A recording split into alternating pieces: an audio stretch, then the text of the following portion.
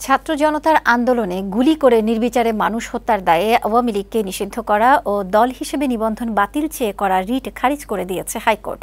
রোববার বিচারপতি এ.কে.এম. আসাদুজ্জামান ও বিচারপতি মোহাম্মদ মাহবুবুল ইসলামের সমন্বয়ে গঠিত হাইকোর্ট বেঞ্চ আবেদনটি উত্থাপিত হয়নি মর্মে খারিজ করে দেন।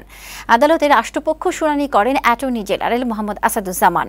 রিটের পক্ষে শুনানি করেন রিটকারী আরিফুর রহমান মুরাদ ভুইয়া।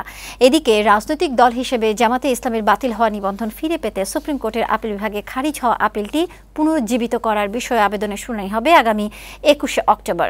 আপিল বিভাগে নিয়মিত বেঞ্চে এ বিষয়ে শুনানি হবে। আপিল বিভাগের চেম্বার বিচারপতি আশফাকুল ইসলাম শুনানির জন্য এদিন ধার্য করেন। এর আগে সকালে এই আবেদন করে জামাতে ইসলামী।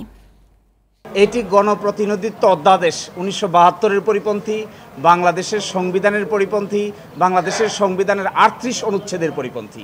এই জন্য এটি কখনো গ্রহণযোগ্য হতে পারে না।